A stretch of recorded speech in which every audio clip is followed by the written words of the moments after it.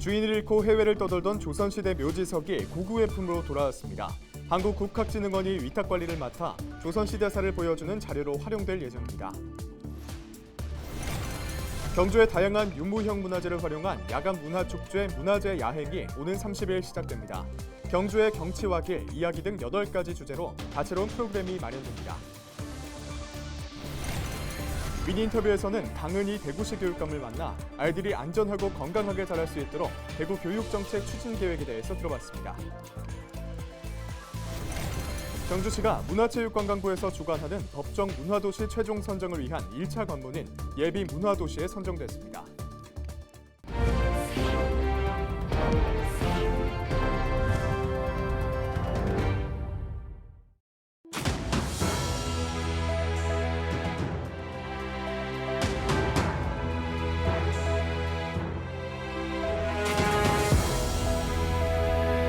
여러분 안녕하십니까? 헬로TV 대구 경북뉴스입니다. 주인을 잃고 해외를 떠돌던 조선시대 묘지석이 고국의 품으로 돌아왔습니다. 묘지석은 고인의 행적 등을 적은 돌이나 도자기판을 뜻하는데요. 이번에 돌아온 묘지석은 한국국학진흥원이 위탁관리를 맡아 조선시대사를 보여주는 중요한 자료로 활용될 예정입니다. 이하영 기자가 보도합니다. 5장의 구성이 완전하게 남아있는 단사 김경온의 묘지석. 희고 부드러운 백토로 만든 판 위에 청화 안료를 사용했습니다. 조선시대 무관으로 활동했던 이성립의 묘지석은 음각과 철화 기법을 사용했습니다. 해외를 떠돌던 조선시대 묘지석 2점이 국내로 돌아왔습니다. 이번 귀환은 일본에 거주하는 한국인이 현지 문화재 유통시장에 나온 묘지석을 발견하면서 시작됐습니다. 제가 일본에서 생활을 하다 보니까 상품으로 거래가 되고 있었거든요. 원래는 원소장자가 너무나도 명백한 것이기 때문에 상품으로 거래되어서는 안 되는 거라고 생각을 했고, 이 문중이라든지 그 후손분들이 한국에서 계실 것이기 때문에 그분들이 보관하고 관리를 하시는 게 마땅하다고 생각을 했습니다. 국외소재 문화재재단은 묘지석의 내용을 바탕으로 의성김씨 문중과 경주이씨 문중에 소장자의 기증 의사를 전달하고 국내 활용 방안 등을 논의했습니다. 작년에 기증자로부터 재단에 연락이 왔고요. 제가 기증자랑은 기존의 사업 관련해서 계속 네트워크가 형성되어 있던 상황이었습니다. 그래가지고 한국으로 묘지를 돌려보내고 싶다는 연락을 받았고, 그래서 관련 기증 절차를 저희가 지원했고요. 문중이랑 연락, 그다음에 연구원이랑도 중간에서 계속 소통하면서요. 한국으로 돌아올 수 있게 저희가 지원했습니다. 의성김씨, 경주이씨 두 문중은 조상의 유품이자 가문의 보물인 묘지석을 한국국학진흥원에 기탁했습니다. 국학진흥원은 이번에 기탁받은 묘지석을 조선시대사를 보여주는 중요한 자료의 하나로 관리, 활용할 계획입니다. 외국에서 묘지석이 돌아옴으로 인해서 김경원 선생의 어떤 연구가 앞으로 활발하게 이루어질 것이라고 기대합니다. 그리고 경주 이시 이성립 선생의 묘지석은 원래 고향이 평안도 출신이어서 이 남한에는 그 기록이 문헌이 없었는데 이 묘지석이 돌아옴으로 해서 소위 말하면은 이성립의 윗대 조상들의 어떤 성명이라든가 그다음에 묘소 위치 이런 것들이 문헌으로 이렇게 남아 있어서 향후에 동일이 되거나 하면은 자료로 남아서 확인할 수 있는 소중한 가치가 있다고 봅니다. 헬로티비 뉴스 이하영입니다.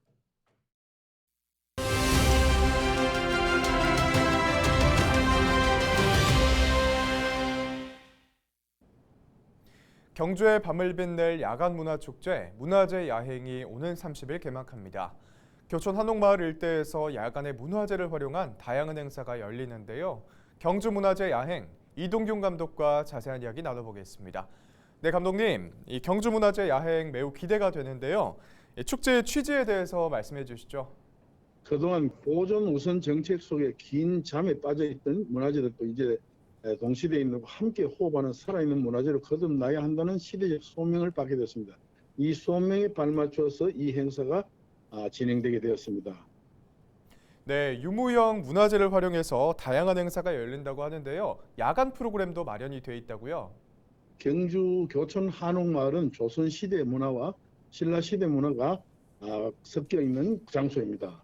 그래서 여기서 월정교에서 특설무대에서 열리는 창자끝 꽃향기 달빛하고와 신화의 숲이라는 게임을 주제로 한 행사와 인형극 김연가모라는 프로그램과 밤에 빛나는 월정교, 원효대사와 여섯공주의 사랑 이야기 담긴 징검다리 건너기 체험, 한옥 숙박 체험, 달별 관측 체험, 신라놀이 문화체험 등 다양하게 많은 행사를 준비하고 있습니다.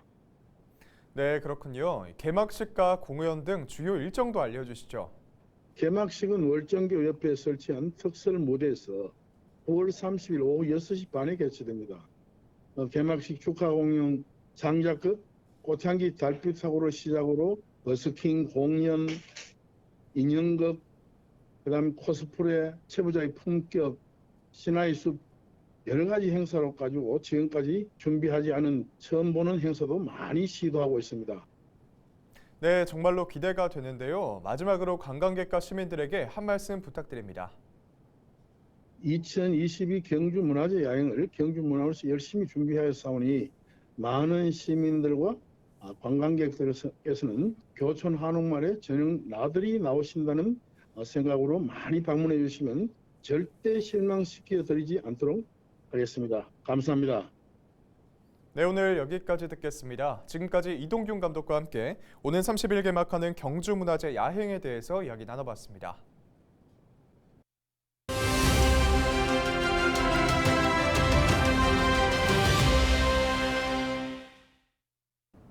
대구교육의 청사진을 짚어보는 미니 인터뷰 시간입니다.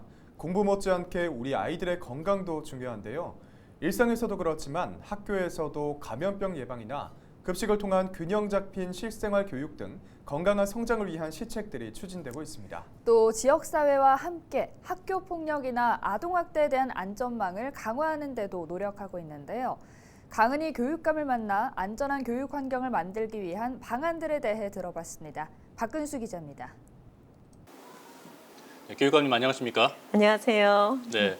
자, 저희가 2기 교육 정책들을 짚어보고 있는데 이번 시간에는 학교의 안전 부분을 좀 얘기를 해보겠습니다. 먼저 저희가 지금 남덕초등학교에 나와 있는데 네. 학교 소개 간단하게 부탁드리겠습니다. 네, 아마 이 학교 쭉 올라오면서 학교가 너무 아름답다는 생각 하셨을 것 같은데요. 그렇습니다. 남덕초는 학생들이 스스로 학교 정원을 가꾸고 농작물을 키우고 있습니다. 그리고 스마트 학교 공간을 군데군데 만들어서 학교 교실도 기능화되어 있고요. 그래서 올해 국무총리상, 장관상까지 받으면서 미래형 학교로 거듭나고 있는 최고의 학교입니다. 네, 자 남덕초등학교에 자랑을 좀 해주셨는데, 자 그동안 우리 3년 동안 코로나 상황이었지 않습니까? 학교 현장에서의 방역도 상당히 좀 관심이었는데, 코로나도 코로나지만은 어쨌든 학교 현장에서의 안전이 가장 중요한 부분 아니겠습니까? 이런 부분 좀 2기 교육 정책 부분에 어떻게 좀 반영을 할 계획이십니까? 네, 사실 이제 코로나 팬데믹 때문에 학생 건강권 보호가 매우 중요하게 대두가 되어 가지고 있습니다. 예. 학교의 방역 도우미를 우선적으로 파견을 하고요. 그리고 그뿐만 아니라 학교의 모든 시스템이 안전하고 건강하게 조성이 되도록 지속적으로 지원을 하고 있습니다. 더불어서 학교 활동 중에서 아침에 통학한다든지 현장 체험할 때도 통학로 안전과 현장 체험 등등 모든 교육 활동이 안전이 최우선이 될 수 있도록 네. 시스템을 강화시키고 있습니다. 알겠습니다. 자, 그리고 앞서도 좀 말씀을 해주셨는데 4차 산업혁명 시대에 이제 미래형 교육 과정을 준비하는 일도 속도가 좀 나고 있는 것 같습니다. 그린 스마트 스쿨이라든가 또 학교 공간의 변화라든가 이런 부분은 앞으로도 계속해서 추진이 되겠죠. 네, 저는 학교 교실 안의 공간의 변화가 매우 중요하다고 보거든요.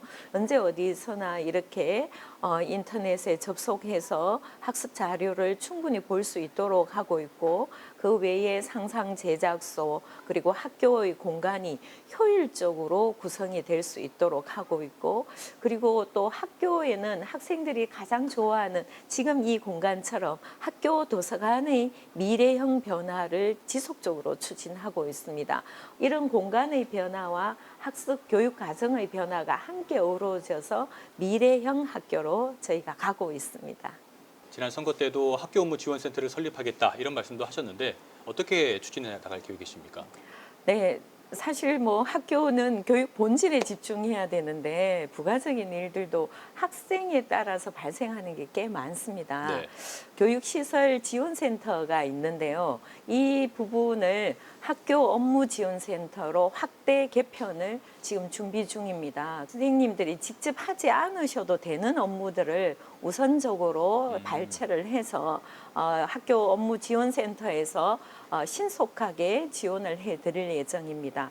그리고 한꺼번에 이렇게 다 하기 어렵기 때문에 점차적으로 학교의 업무를 분석해 가면서 공통 업무들을 빼낼 수 있는 부분을 핵심적으로 우리가 지원을 해드리면 한결 선생님들께서 아이들에게 더 집중하지 않을까 이렇게 기대합니다. 네, 알겠습니다.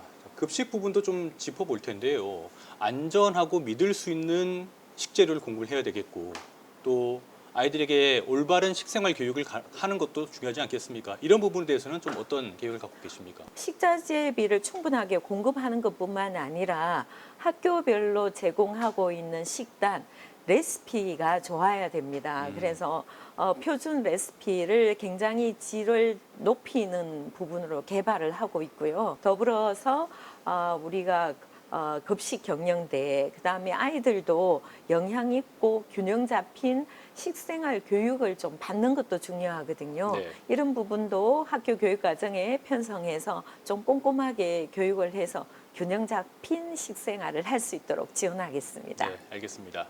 어쨌든 안전한 학교, 편하게 다닐 수 있는 학교를 만들기 위해서 노력들이 필요할 텐데 사실 이게 학교 폭력이나 뭐 아동 학대나 이런 부분들이 학교만 노력해서는 되는 문제는 아니고 우리 지역 사회와 같이 좀 손을 잡고 풀어가야 할 문제 아니겠습니까? 이런 안전망을 구축하는 부분은 어떻게 좀 계획을 갖고 계십니까?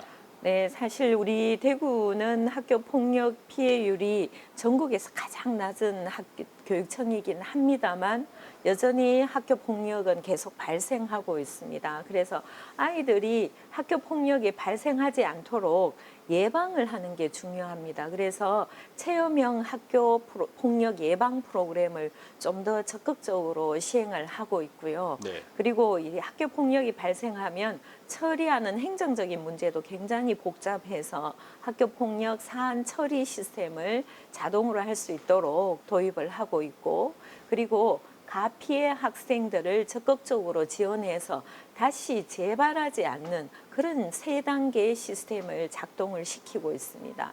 학교 외부의 지역사회 기관들과 함께 더불어서 작동하게 되면 학교 폭력으로 뿐만 아니라 아동 학대 부분도 훨씬 더 우리가 적극적으로 보호하게 될 것으로 기대합니다. 네, 알겠습니다. 우리 아이들이 웃으면서 다닐 수 있는 안전한 학교 만들어 주시기 바랍니다. 오늘 말씀 고맙습니다.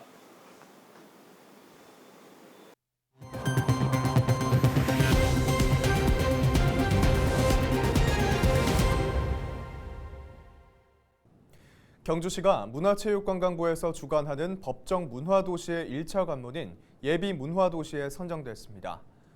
경주시는 이번 제5차 예비문화도시에 모두 29곳이 신청했고 석 달간의 평가를 거쳐 경주를 포함한 8곳이 선정됐다고 밝혔습니다. 법정 문화도시는 지역문화진흥법에 따라 지역의 특색 있는 문화자원을 활용해 문화 창조력을 강화하는 사업으로 문화도시로 선정되면 5년간 최대 100억 원의 국비를 지원받을 수 있습니다.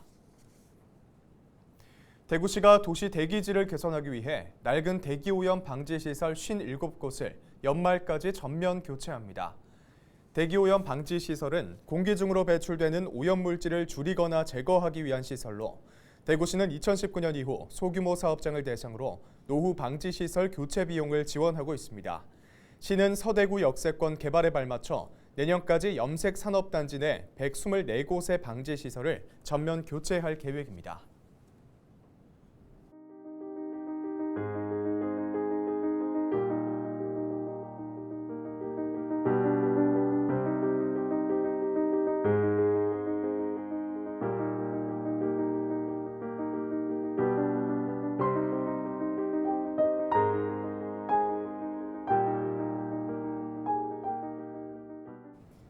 이상으로 뉴스를 마칩니다. 함께해 주신 여러분 고맙습니다.